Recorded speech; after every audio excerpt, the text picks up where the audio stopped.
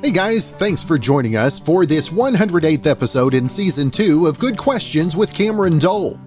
Special guests on this episode include comedians and podcasters Anna Seregina and Kyle Minozo.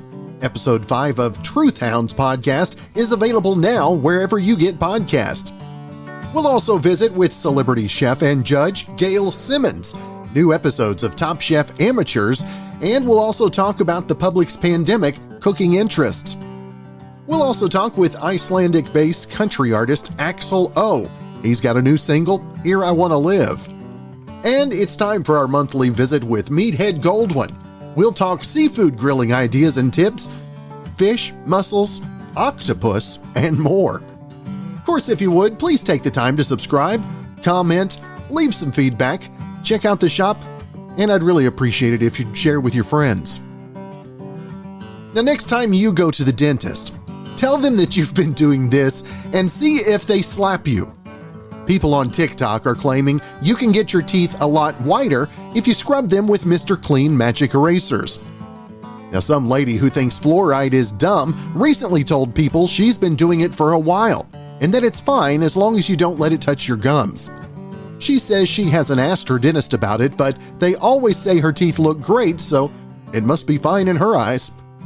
A study back in 2015 actually found magic erasers can remove stains from your teeth, but most experts say it's not something to try. One dentist talked about it on YouTube, said it's like scrubbing your teeth with really fine sandpaper. So if her teeth look white, it might be because she stripped all the enamel off. A new podcast, actually episode 5, dropped today, The Truth Hounds, and we've got Anna and Kyle with us today. And first off, appreciate you guys taking some time to be on the show. Thank you so much for having us. Thanks for having us. Now, who was the one that came up with the idea Truth Hounds? I mean, whose idea was that? Who's going to claim who's going to take the claim on that? Well, it's a collaborative effort, and I'm not saying that just for show. Everything was 50-50, but having said that, on record, in a court of law, Kyle was the first one to be really curious. So we'll give this one to Kyle's curiosity. There you go. Now, tell us the Truth Hounds. I mean, going through some of those little small mysteries and those sayings that we hear all of our lives. I mean, how deeply do you delve into it, and how much do you just geek out on the opportunity to do so? I mean, it's both. I mean, we are going very deep into things, and sometimes it seems like we take the wrong direction, but we just keep going. We don't actually turn back. We just I'll just say we dare to go deep. So not to give too much away, but in the episode that comes out today, when we're investigating boredom, you know where we dare to go? We dare to go to Costco, where Kyle stares at a wall. And well, people walk by and look at me, and I was wearing a bright red sweatshirt. So she's noticeable. It looked weird. It looked very odd. I'm not going to say you looked weird, but you looked interesting. And that's the soft of life. Yes. An interesting look. That's not the compliment you're going for when you get dressed in the morning, is it? No. You wear it well. That's about as bad, right? Now, tell us the early episodes that you've had and the feedback that you get from listeners. I mean, what's the kind of feedback you get? I think we should make it clear that we are trying to be funny. It's not everyone, right now I am actually trying to be funny, but I don't, maybe that's not how it comes across. Sometimes we are very subtle. It's very subtle comedy. And so I think sometimes people also go into it thinking like, oh, these people are like some kind of experts, or they like know what they're doing. We do not know what we're doing. Yeah, let the record show that we do not know what we're doing.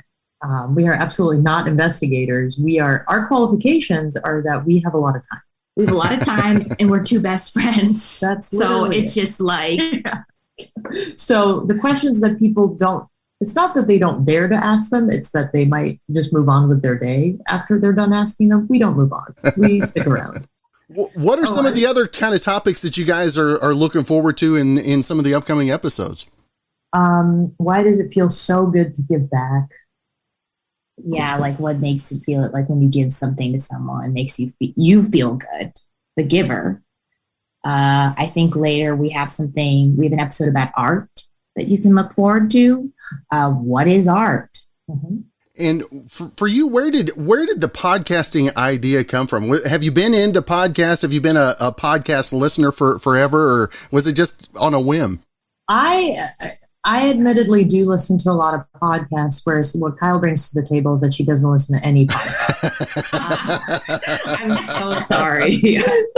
No disrespect to the podcasting game. I mean, but I think that the things we want to do are really, really ambitious. And so with in the pursuit of like maybe a video format, they just wouldn't be possible in as quick of a turnaround, because the thing is that we have a lot of time, but we also have little patience. So we need something with turnarounds real quick, and we can go as big and I'll say funky as we want.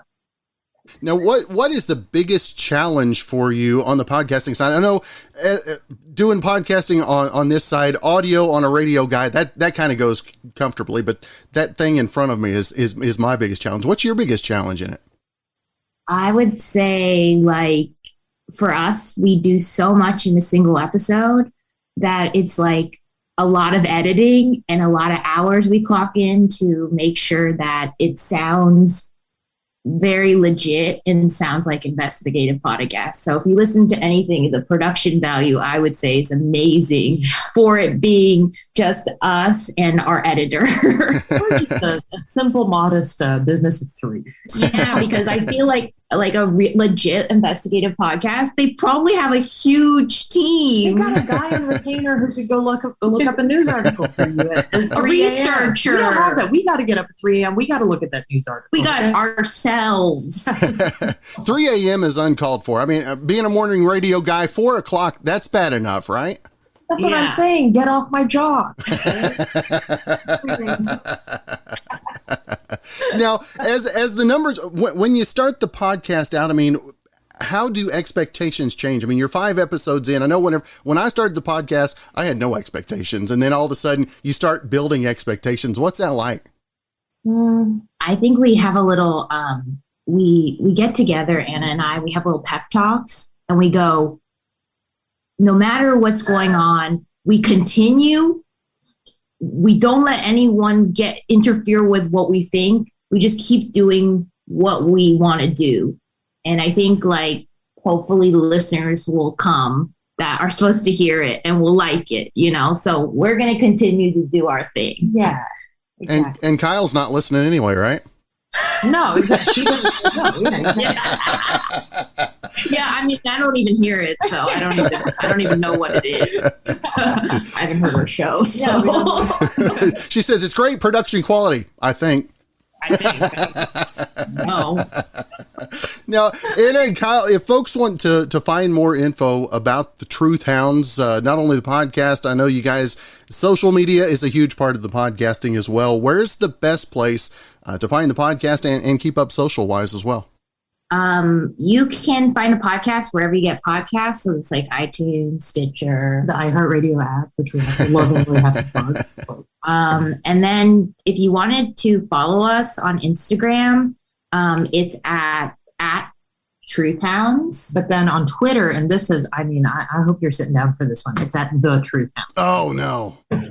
We couldn't get We couldn't secure just Truth Hounds now. But I would say definitely follow us, because we put like a little bit behind the scenes photos and things from the making of the show to show you that it's legit and that we're not like using sound effects. Like we are, when we say we're at Costco, we recorded at Costco. When I say that Kyle's looking at a wall in Costco and looks very interesting, I mean it. She is at the wall at Costco and she does look okay. So there's behind the scenes footage. Also, we do a lot of audience kind of participatory stuff. So we put out what we call calls to action, where we ask people to come in and help us out and participate. So Instagram's where we do most of our, work. So if anyone has an idea for an episode or anything like that, we're like down, you should message us. We even have a tip line. We have a tip line. Oh, yeah. A tip line. Man alive, you guys are big scale for just a 3-man operation. A tip line that I will personally be listening to and answering. So be careful about what you say. Yeah, she's listening. Okay. That's awesome. Well, Anna and Kyle, thank you guys so much for taking the time to be on the show. I'm looking forward to catching up with the latest episode, and hopefully we can catch up again real soon. Absolutely. Thank you so much for having us. Thank you for having us. If you want a reason to hit up your local burger place, I've got it for you. Today is National French Fry Day, and to celebrate, here are a few interesting stats from recent polls. Number 1, 83% of Americans like French fries. Only 4% dislike them. 12% are neutral, and the remaining 1% don't know how they feel. Somehow. Number 2, French fries are the second most popular American dish behind hamburgers. Number 3, French fries are the number 2 food people can't live without, second only to pizza. Number 4, in a ranking of the ultimate fast food fries, McDonald's is number 1 by a long shot. Chick-fil-A is second, followed by Five Guys, Wendy's, and Arby's. And number 5, when it comes to the style of fries, regular is the most popular, with curly fries being a close second. Steak cut, crinkle, and waffle fries round out the top 5. You know, we love cooking, we love chefs, we love the shows along with that as well. The 18th season of the Emmy-winning Top Chef is currently airing, plus the new spin-off Top Chef Amateurs, which premiered back on July 1st. We've got Top Chef Gail Simmons with us today. And first off, Gail, always great to visit with you. It's my pleasure to be here. Thank you so much for having me. Now, Gail, tell us, what was your initial response to the idea of Top Chef Amateurs? I mean, how hard was it for them to maybe to twist the arm, if you will?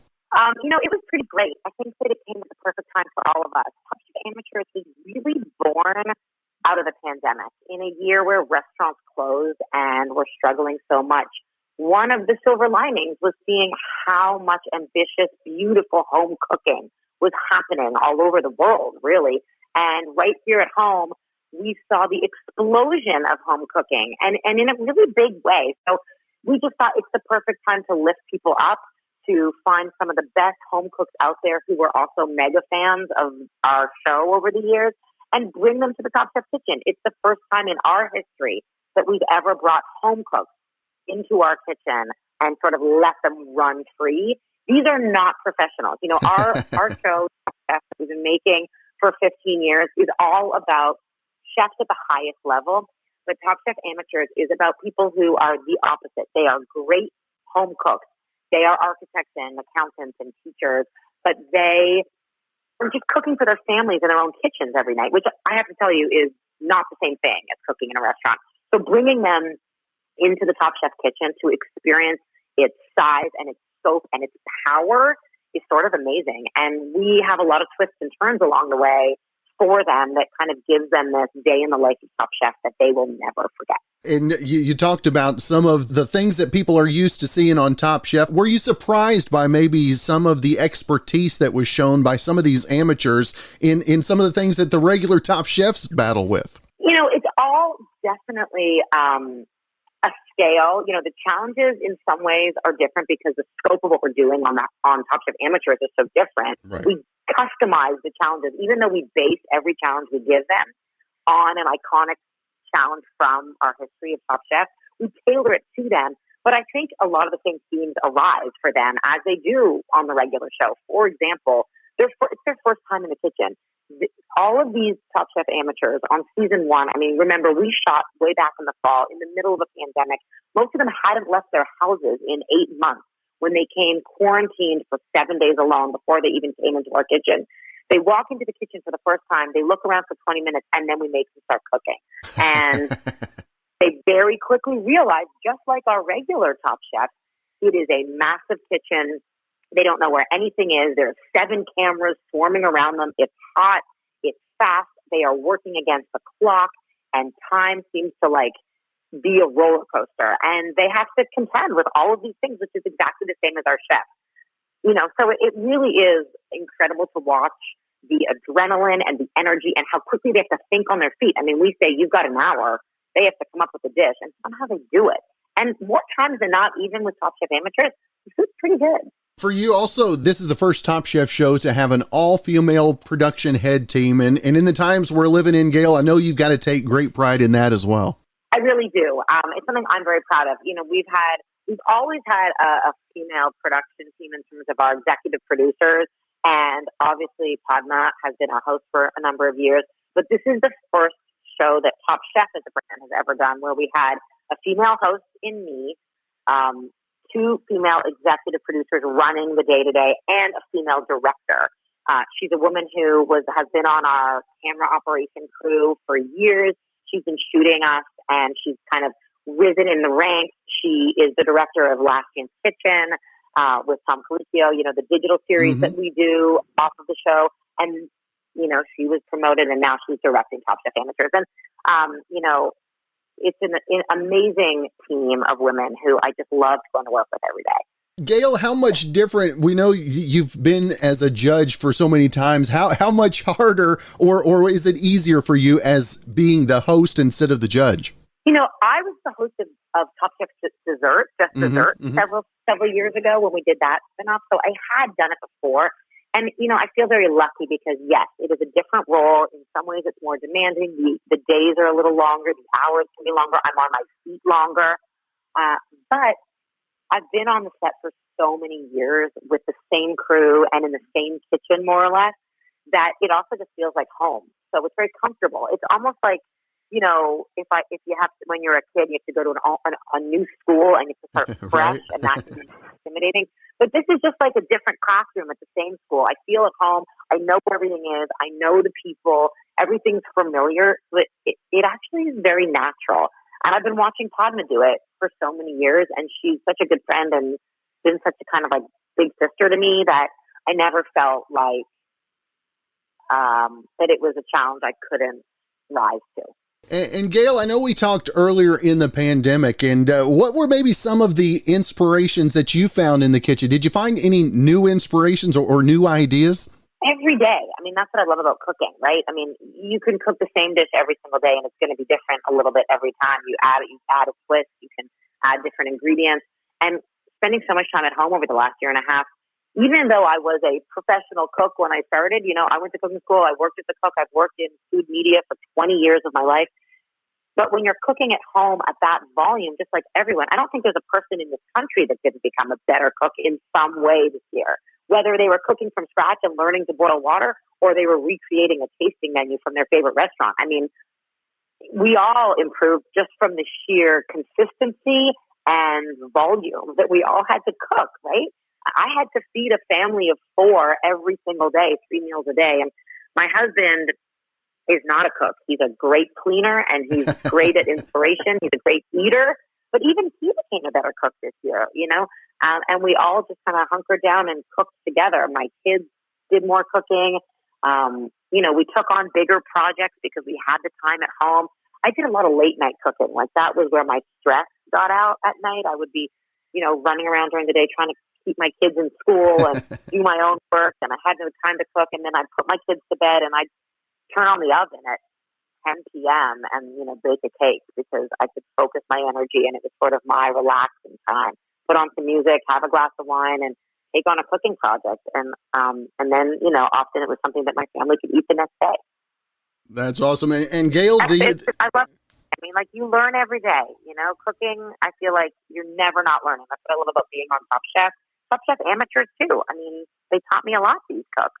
That's right. And Gail, what you said to start that answer, I'm gonna save that and share it with my wife, because every time I cook, things are a little bit different, and she doesn't understand. I'm the cook at the house; she's not. So I appreciate you sharing that it is different every single time. But now, Gail, if folks want to find more info, obviously about the show, and then everything you've got going social media wise, where's the best place for folks to keep up with that? Well, the best place to find me is at GailSimmons.com, GailSimmons.com. I'm on Instagram at Gail Simmons Eat. I'm on Twitter at Gail Simmons. And, of course, you can find everything you need to know, including full episodes of Top Chef Amateurs, at BravoTV.com/Top Chef. Well, again, Gail Simmons, thank you so much for your time today. I look forward to the new episodes, and hopefully we can catch up again real soon, my friend. Thank you so much. I hope you enjoy it. Now, not every day can be a great day, but what's something small that keeps you from entering a bad day territory? Well, a new survey looked at the top simple pleasures Americans love. And number one is something we can help you out with. That's listening to music. Radio guys. Now here are the top 10. Number one, listening to music.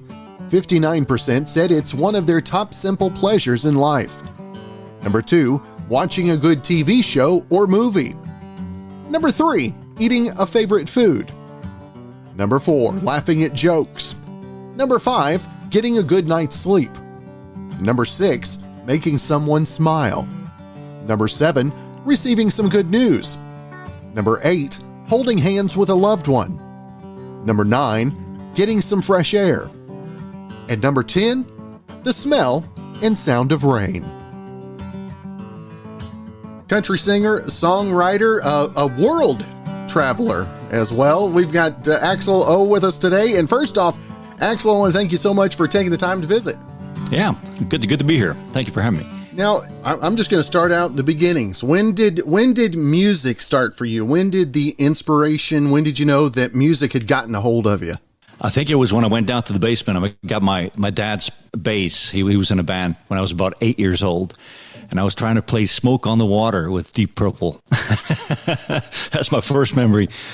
But I come from a musical family, and I was raised playing music with my father. He's a jazz musician. And I played bass with him, on jazz standards. And as I grew up, I got into pop and rock, and then later country. What is it about country that seems to draw them in after did you have to have the wild ride out of the way first? Yeah, I guess I did. I guess I did. Yeah, I think as I got better as a musician, as I learned to sing more, and as I got to be a better guitar player, I started to realize that it takes talent to play country music. And it was challenging, and I found that it made more sense to me, and I wanted to do more of it. And we mentioned world traveler. I know you've got a background Iceland. Is that where the original upbringing started at? Yeah, I grew up in Iceland, and then when I was 16, I moved to Oklahoma. As a matter of fact, I went to high school in Tulsa, in Memorial, and then I went to Claremore in Rogers State. Hey, dog. And then I lived in Texas for quite a few years, and then I moved back to Europe, and I've lived in Italy, Germany, and I currently live in Iceland. So I travel. Yes. Yeah. Now, what is the music like? The different places you go, do they intake country music, or is there even necessarily genre specifics as you go to different countries? Yeah, I mean, obviously, country music is 50% of Americans listen to country music. Obviously, the ratio is higher there, but it's growing in the European countries quite a bit every year. And pop is the predominant genre in Europe, but country seems to be coming up, especially with all the crossover. And there's such a variety in country music today that people go for. Now, for you, when did you know that playing was something for you? Was the guitar the first instrument that you played? Actually, I started on bass, like I said earlier, and then I took piano. I took classical piano, and I realized that was not for me at all. I think I gave that one up after about a year. So I learned music theory and a little bit of that. But then I got into acoustic guitars, and that's really where my main instrument today. Because also, as I progressed as a singer, I wanted an instrument that I could take with me and play live and accompany my singing. So that's pretty much how I got into playing guitar. Yeah, when I was in high school, I sang, and my goal was to always be able to play and sing something. And the guitar, I didn't have a guitar. I was always around a piano, so I sat down at a piano. But yeah, a piano is not very mobile. Nope. And it's a hard instrument too, Extremely. Especially in country, there's not that many songs where you can accompany yourself on piano. That's right. A couple of Rascal Flatts songs, and that's about it. Now, the new single, Here I Want to Live, where did this one, when did the write on this one happen for you? That happened actually this past winter, and during COVID. And I was basically sitting here where I live, looking out the window, and I said, I got to write about something. And I didn't have any, I guess what I was thinking, I'm living in the country. I live next to a river. I live next to a mountain. And I realized how lucky I was, during the pandemic to be living in the country. So that's what inspired the song. And then I got Amy Barnett from Huntsville. She's quite a good songwriter, Red Dirt songwriter. I got her on the lyrics with me. And then I got Milo Deering, the pedal steel player from Dallas. So actually, he's from Arkansas, but that's another story. So the three of us wrote this song, and it's about the pandemic. It's about COVID. It's about how things will get better and how we will heal after all of this one day. And this one, Jen and them sent this over to me and said, hey, do you have some interest in this one? And as soon as I listened to it, I mean, that a lot of the podcast that's what we talk about, is how we're doing, what we've learned, how we're going to get better and all that. And is that kind of what you really took off of this last year, is figuring out what was best for your life? Yes, I sure did. It really, I reflected. I spent a lot of time hiking and, enjoying nature and basically realizing how important it is to have freedom to do what you want. Because for the first time, I think everyone in the world was on lockdown. I mean, our generation doesn't know this. I mean, I guess maybe people in World War II or something, they knew something about that, but we didn't. So this was new. And I'm reflecting on that quite a bit, that it's good to have freedom. Now, did you find it hard this last year and a half to find inspiration to write, or did it maybe spring out a little bit easier for you? Obviously, I spent more time on songwriting because I had time. I had to stay home, and I realized that a lot of the people that I'm working with, they were at home, doing guitar work or drums or what have you, and they had a lot of time on their hands as well. So I had more access to studio musicians. So it was easier to make music and produce music than it was before, because people weren't touring and they had time. So yes, I would say the answer is yes. I had more time to write, and I used that time wisely. So now, was it harder to stay more positive in the writing? Did you have dark moments in there that you look back at and you're like, boy, that was a bad place I was in?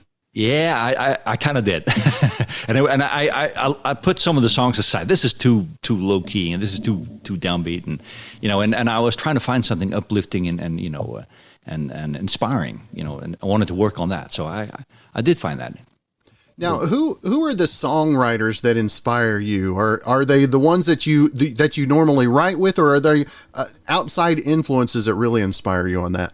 If I mention artists, I've listened to a lot of Trace Atkins, and obviously I listen to male singers that have singing the same key as I do, right, and in the same style. Randy Travis, Trace Atkins, Dwight Yoakam, Alan Jackson.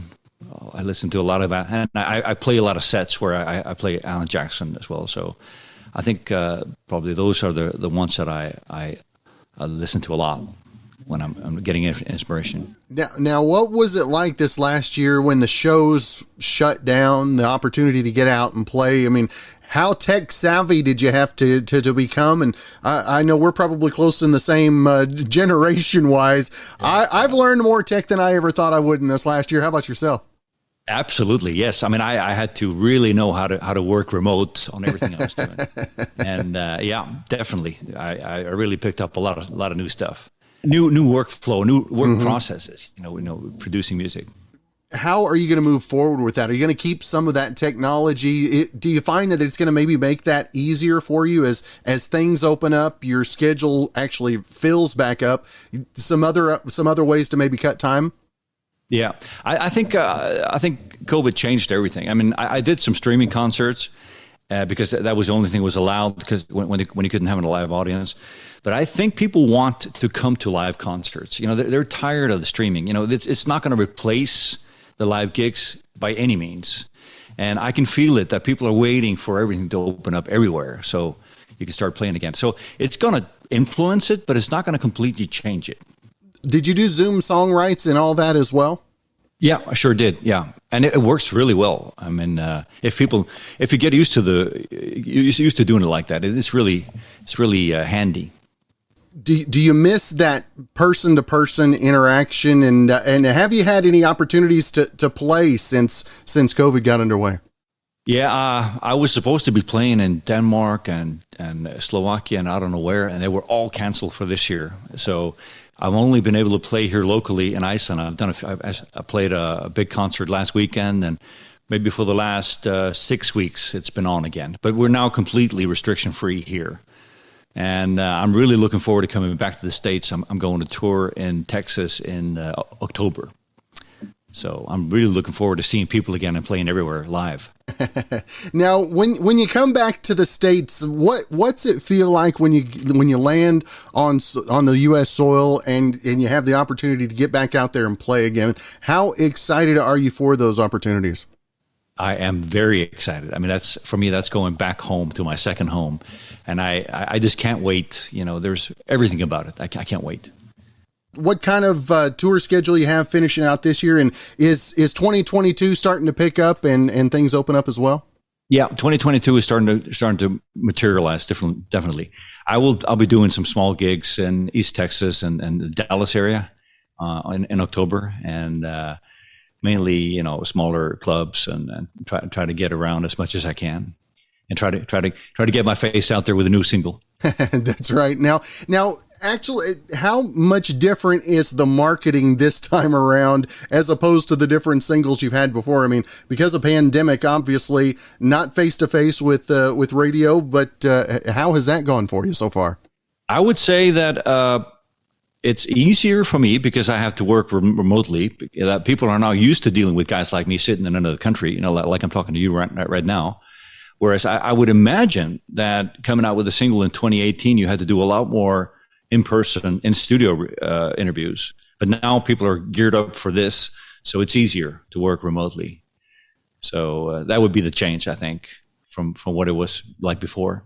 Yeah, that's good stuff. Now, the single is Here I Want to Live. And Axel, I always want to make sure and let our listeners know not only where they can find the single, the previous singles, the tour dates, social media, and all that. Where's the best place to catch all that? I got a website, axelomusic.com, and people can find me on all the social media under Axel O Music, and I'm on Spotify under Axel O. So it's always the same. Easy to find. Keep it easy on us. That's what. Keep it easy, yeah. He graduated from Oklahoma. He knows. Keep it easy. Keep it simple. That's good. Well, Axel, it is. I appreciate you taking some time, and you couldn't even tell you were across the pond. Yeah, I appreciate you having me. I really appreciate the opportunity. Now, most of us stay up too late sometimes or get a bad night's sleep. But how many days in a row does it take before you go nuts? Well, researchers at the University of South Florida looked into it and found things go downhill pretty fast. 2,000 people tracked their sleep for over a week, and even just one night of poor sleep had a huge effect on their mental and physical well-being. Poor sleep meaning less than 6 hours a night. Now, things got worse if they didn't sleep well for 2 nights in a row, and even worse after 3 nights. But then it leveled off for a few days. After night 3, our bodies start to adapt to less sleep. So getting 4 or 5 nights of bad sleep in a row doesn't make us feel that much worse than 3. But then, things change again. People really hit a wall after 6 nights of poor sleep in a row. That's when they said they felt their worst physically. In other words, some of us can deal with 3, 4, or even 5 restless nights, but that's the limit. And even after 1 night of bad sleep, people were more likely to feel lonely, angry, nervous, frustrated, and irritable. Our final guest on the episode is our good friend, the Grand Poobah, the master of barbecue, Meathead Goldwyn, and I better just stop with all of the name calling because he doesn't like all that anyway. Meathead, good to talk to you, my friend. So, I just did an interview with somebody in Australia, and he called me the Beyonce of barbecue. Now, Ooh. I don't get that at all. I mean, I can't dance. Man alive, you should have told me that before. I would have had some music keyed up to intro you with and everything. I like Pooh-Bah better. Well, Meathead, how you been this last month, my friend? I'm a free man. I've had 2 shots. I feel safe. I go in. We've been going out to restaurants. I feel I feel like Superman. It's just a great feeling to be returning to normal. How about you? Are you feeling good? Doing well. It's just like everywhere else. Things are picking up. Life's getting a little bit busier, but Yeah. We've learned how to do things a little different this last year. So Yeah, have we ever? Boy, I'll tell you. It's interesting. Since you and I talk about cooking a lot, I have reason to believe that a lot of people have really learned to cook and upped their game during the past year. Of course, the restaurants were closed. A lot of folks, particularly in the cities, who go out to eat a lot, forced to stay home. We know our website, AmazingRibs.com, which is all about barbecue, took a huge bump last spring. Manufacturers, people who sell grills and smokers, ran out. In fact, they're still low in inventory. The big box stores are low in inventory. All the supply chain issues about getting steel and stuff. But I think one of the byproducts is a lot of folks now know a lot more about food, and as they go out to dine more often, they're going to be a better educated audience. So if there's any silver lining to this, we've upped our cooking and gourmet quotient. There you go. And a lot of folks, and I know you have the garden at home too, and a lot of folks are learning to be a little bit more self-sustaining as well, and using those veggies on the grill and in their cooking as well. Yeah, my wife is a master gardener. She's actually taken the test to become a master gardener. And starting around now, I'm in the Chicago area, so it's a little cooler up here. But starting around now, the stuff is coming in. Tomatoes are not quite there yet, but over the next 6 to 8 weeks, you're going to be eating a lot of veggies. And we've talked briefly about cooking veggies, but next month, maybe in the height of the barbecue, the veggie season, we can talk about. I do a mean eggplant parmesan on the grill, and it's a lot of fun. You can cook veggies on the grill. In fact, one of my friends, Stephen Reichlin, who is a member of the Barbecue Hall of Fame, just recently came out with a good book on grilling vegetables. I know each month we try to kind of delve into something a little different, and I love the topic you brought up, because this is something we've never really talked on: seafood, fish, any of that kind of stuff. So I'm going to let, first off, what is the number one tip before you get started with fish on a grill? Oh, man. Well, particularly folks like you and me in the center of the U.S., getting fresh fish is the hardest thing. Yeah. By definition, it doesn't arrive in Oklahoma or here in the Chicago area until it's 2 or 3, maybe 4 days old. And that makes a massive difference. And my first advice is don't be afraid of frozen fish. A lot of the commercial fishing boats now have rapid freezing capability, and they're extremely cold temperature. Or when they hit the docks have the rapid freezing. When you freeze any fish, any meat, it forms ice crystals. And those ice crystals are sharp, and they'll puncture through the muscle fibers. And that's why when you open a bag with pork chops or fish, there's a lot of liquid. And they have that gauze in the bottom to absorb the liquid. Right. We call it purge. If you freeze it really cold, really fast, it forms smaller crystals, and there's less purge. And so if you want to try to get stuff that is rapid frozen, and it's almost every bit as good as fresh. I recently, a commercial plug here, I'm not being paid to plug anybody, but I've been buying from a company called Sitka Salmon Shares. It's a small fishing fleet where they catch fish by hook and line out of Alaska, and they ship all over the country, and they have this rapid freezing, and I'm getting incredibly good fish on a subscription basis, monthly basis from them. And it's just awesome. But as far as cooking it is concerned, the biggest problem we have is because there's so much moisture in fish, it sticks to the grill. Yeah. And it's just really hard to prevent that. And the trick is to oil the food, not the grill. Now, you can oil the grill if you want, but if you've got a hot grill grate, the oil immediately changes its chemistry, and they call it cracking. Oh, you guys down in Oklahoma know all about oil and cracking and everything. But the oil cracks, it changes its chemistry. And if you oil the fish, the fish is cold, so it doesn't crack so fast when it hits the grate, and it will help prevent it. And one of the tricks is mayonnaise. Really? Mayo is mostly oil, mostly fat. There's something about the blend of the oil and the egg yolk that makes mayonnaise a really good anti-sticking agent. And it doesn't flavor the fish hardly at all. Most of it just melts and drips off. But season the fish, salt it, get your herbs on there. I love tarragon on fish, whatever else you're going to put on there. And then put a good thick slather of mayonnaise on there, and it will help prevent it from sticking. So that's a good tip. Mayonnaise. Huh. How did you come up with that one? Were you out of oil one day and you're like, hey, I figured this one out on my own, but I was in a fish restaurant and the food was so good. And I asked the chef for a tip, and he's the one who told me about the mayonnaise. And it's become a bit of a rage. I first published it. I think I was one of the first guys to write about it, and now it's hit all the culinary blogs and websites. Now with fish, do you also? I know that we've talked before about using like a cast iron skillet. Do you use that to put on there to maybe make it easier because of the grates? That's a great question. Years ago, my wife and I went up to Portland just for a short 3-day weekend and stumbled into a street fair.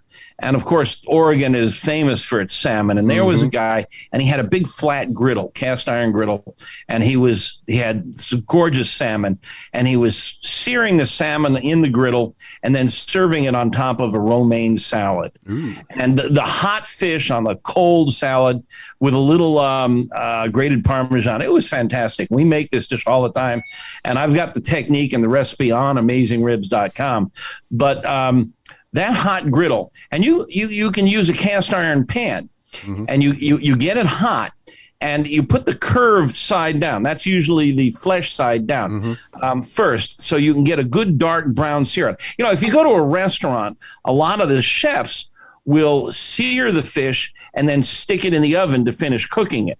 But on a grill, it is both a searing and oven at the same time. You can sear the flesh side until it gets golden. Then you flip it over and sear the skin side. And you keep the lid down. It's in the oven, so you don't have to transfer it to an oven. And you want to shoot for in the range of 125 to 130, 135 at the most, interior temperature, for it to be tender and flaky. You can look at it, but you can't always tell. Temperature, thermometer, digital thermometer. I've made this. You've heard me preach thermometers before. Great for $30 or less, you can get a really good digital thermometer, and you won't overcook it. And you don't want to overcook seafood because it dries out real quick, particularly tuna. Tuna is the worst. You just don't want to overcook tuna. But salmon, you can sear it on that cast iron pan or a cast iron griddle, a nice layer of oil, flip it over, and pull it off in the 130 range. And it's gorgeous. And I love to serve it on on top of a green salad. It's wonderful. Well, you mentioned something there too. My daughter, whenever we get salmon, she found a place that does the plank salmon, and they bring it out on the plank. If you're going to truly cook at home, can you make your own plank? Is that even a possibility? I wouldn't. The planks are usually cedar. And cedar you go down to Home Depot and buy some cedar, and it may be treated. You don't know. You don't want anything that's treated. I don't think they're using arsenic anymore in treatment. They used to put arsenic in lumber to treat it again, so that the bugs would die if they eat arsenic. You don't want to do that. But you can buy cedar planks. I'm not a huge fan of this of plank. It looks cool. It's the coolest looking. It's like beer can chicken. It looks good, but it's really not the best way, I think, to cook fish, because wood is a great insulator. It's full of air. So you put it on the grill and the bottom is not going to cook. It's not going to heat. You'll get air circulating above and it'll cook from above. But I would rather put it on a hot metal platen, on a griddle or a pan or something. And by the way, you can do that indoors, but it just stinks up the house. I mean, I love eating fish, but there's so many oils in fish and they're really volatile. And something about the smell of cooking fish is much less fun than the taste of cooking fish. So do it on your grill. And, who cares if it vaporizes? Aside from fish, obviously the second thing that most people would think of in seafood wise would be like shrimp on the grill, lobster. What are some of those are all the easy ones. I want to hear maybe something off the wall, if you will. Well, we'll do shrimp because they're really good on the grill. Leave the shell on. Now, the problem with that is that there is they call it a vein, but it's really the digestive system. It runs from the shoulder all the way to the tail, and often it has sand or grit in it. You can see it. It's often black. And you want to get that out. And the way you get it out, a lot of people peel the shell off, and then they'll put a knife and they'll score the body of the shrimp and pull that vein out. That's pretty easy to do, but there's actually a lot of flavor in that shell. So you want to, if you can, get a little scissor and snip down the shell, and then you can peel that the flesh open and get the vein out. Leave the shell on, marinate it if you want. A lot won't go through the shell, but the flesh is fairly permeable, and lots of flavors, garlic. You can use flavored oils and stuff. It cooks really fast. The thing you got to worry about with shrimp is they fall through the grates and commit suicide. So if you can, you get what they call a grill topper. And, Weber sells them. It's just a big piece of metal with holes in it, but they're great for keeping things like shrimp. And they also, because they're hot metal, they sear it better. So you get a good dark color on the exterior.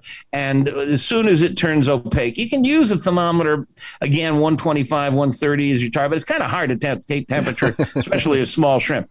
So usually when they get white or pink, that's when it's time to pull them off. You were saying off the wall. I've been cooking octopus lately. Wow. Now everybody loves calamari, and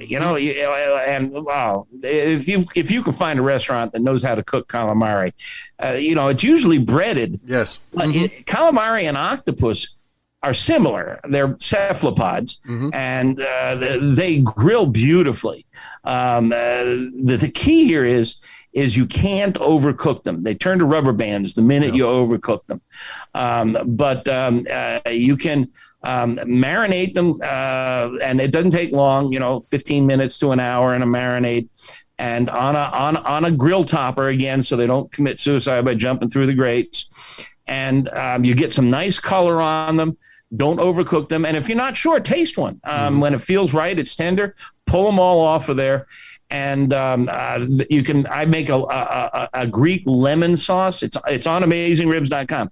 It's a classic traditional lemon sauce. And there's another recipe, I think it's on the website, for a balsamic vinegar sauce. It's really good.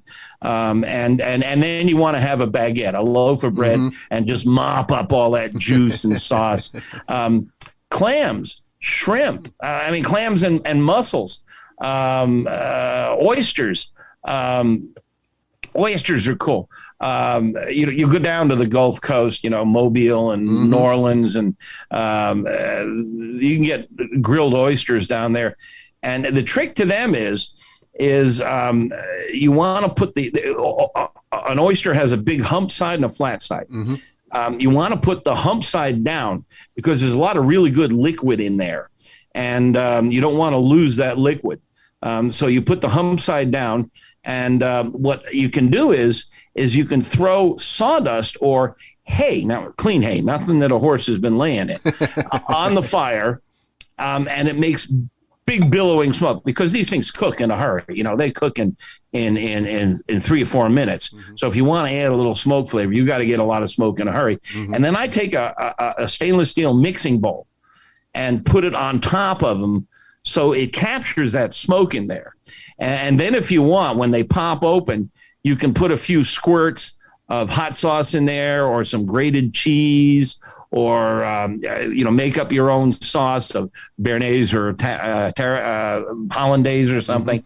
And boy, they are really good. Or you can take them out of the shell, and if you've got a smoker, smoke them. Smoked oysters, they're fantastic.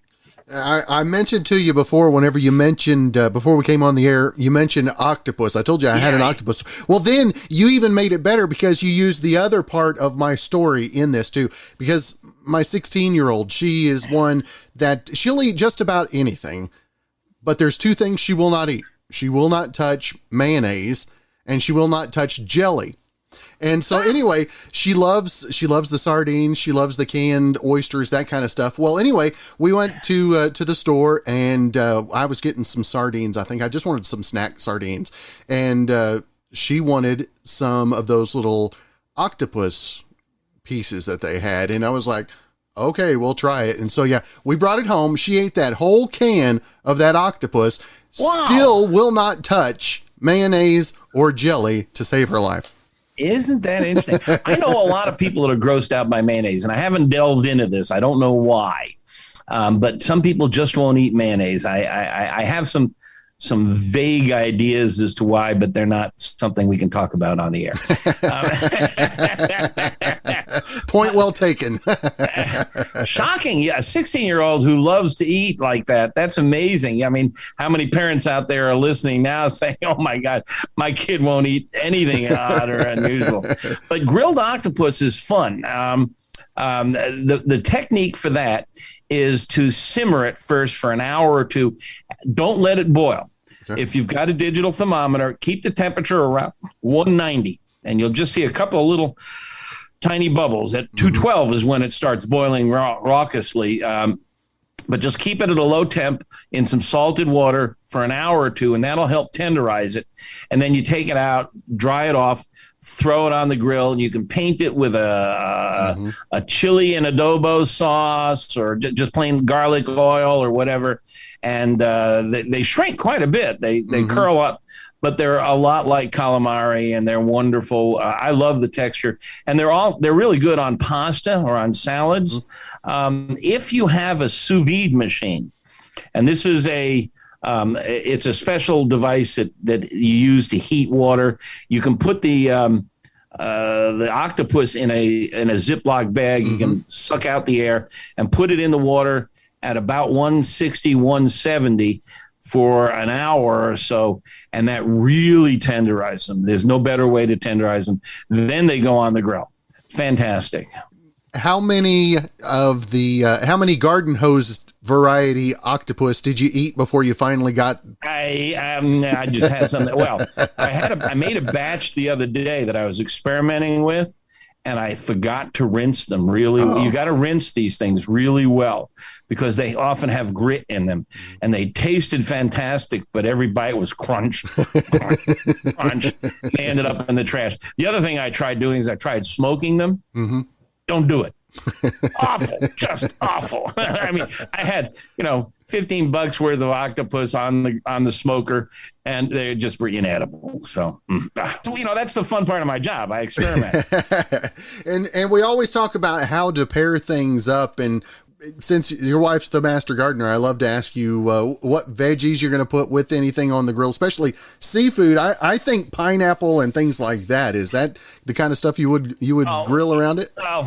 Grilled pineapple may be the best thing you can put on the grill. I mean, here's Mr. Meathead, but if you have never grilled pineapple out there, folks, there is just, it is just, you take your pineapple and you just shave off all the skin, and you can leave a few of the little bumps in there. and cut it across till you get discs. You can cut the core is really hard. Mm-hmm. You can cut that out. So you got a ring, not the canned pineapple. I'm talking about fresh pineapple, and just throw that on the grill. Make sure the surface is really clean. Yeah. Same thing for fish. You got to have a really clean grill surface to make sure you don't want grease from your steak or your hamburgers on your pineapple or your seafood. So you got to really clean the surface. But that you grill that pineapple till it gets some nice dark black char marks. Flip it over. Oh man, that stuff is just fantastic. And yeah, it works. I really like it with pork. Grilled pineapple and pork. It's just sort of Polynesian. It sounds that's fantastic. In fact, I do a sweet and sour pork. Everybody loves sweet and sour pork, at Chinese restaurants. I do it on the grill. I get a pork tenderloin, which is just a small muscle, not to be confused with pork loin, which is a big muscle. Tenderloin is about the size of a baby's arm. And I'll split that in half and grill that. And then chop it into bite-sized bits, grill some pineapple, grill some red pepper or green pepper, and stir them all up and pour. You can either buy a sweet sour sauce in the grocery or make your own. I have a recipe called, what's it called? I have a sweet sour sauce recipe on the website. I can't remember the name of it. And boy, kids, and you put it on a bed of rice. If you want to throw some cashews or peanuts on top, it's every bit as good as the stuff you get in the restaurant, and it's not fried. To go along with it also, what sauces what is your favorite go-to maybe tartar recipe? Well, I do have a recipe for tartar sauce, and doggone it, I don't remember what the heck's in it right now. Your daughter's favorite material. She and that's funny because she loves my tartar sauce, hates mayonnaise. Oh, really? So yeah, she loves tartar sauce. I love mayonnaise, and there's some mustard in there, and I think I put some capers in there, and if you want to put some pickle relish in there. But I got to tell you, with fish, for me, it's cook it properly, get it to the right temperature, and get the heck out of the way. Yeah. I don't feel like I need much in the way of sauces. Fish is so delicate, so elegant on its own. We don't do much with sauces. My wife does a simple on cold days, winter days. She'll take a piece of salmon and put it in an aluminum foil wrap and pour a little soy sauce in there, along with some pineapple or something like that. Bundle it up, pop that in the oven, and in 20 minutes it's done. And boy, that's delicious. Soy sauce seems to work. Teriyaki sauce, which is really just a sweet, garlicky soy sauce, really works great with salmon. That's fantastic. Well, again, Meathead, always want to make sure and let our listeners know where to find more information, the recipes, upcoming dates. I know you've got a big Hall of Fame thing coming up I'm excited about. Got those things over there behind you, too, to talk about. Yeah. Well, of course, the book, Meathead, The Science of Great Barbecue and Grilling. If you're a type of person that wants to know why and how, there's a lot of science in there, along with some great recipes. And then the website, AmazingRibs.com, which is by far the largest and most popular barbecue and grilling website out there. And I'm easy to reach. Just post a question on the website, and I have a team of really good experts. We'll help you figure out what grill to buy or what thermometer to buy or what sauce to make. So we're at your service. There you go. Well, Meathead, it is always good to see you, my friend. I wish you a great rest of your July and look forward to talking again in August, my friend. And to all your listeners, have a great summer. Well, thanks again for joining us for this 108th episode in Season 2 of Good Questions with Cameron Dole. And if you ever have a comment, a question, maybe anything else you'd like to know, just hit me up on the contact page at gqwithcam.com. You can also find me on Instagram, Twitter, TikTok, and Facebook, all at gqwithcam. If you'd like to help out in the funding for this podcast, go visit the merch store. We've got hoodies, shirts, tumblers, mugs, stickers, and lots more. That's gqwithcam.com/shop. If you have a special guest idea, email me, gqwithcam@gmail.com. Again, thanks to our good friend Brandon Allen for coming up with our theme music. we're going to let him play us out an extended break. Hope you guys have a great rest of your Tuesday. Thanks for tuning in.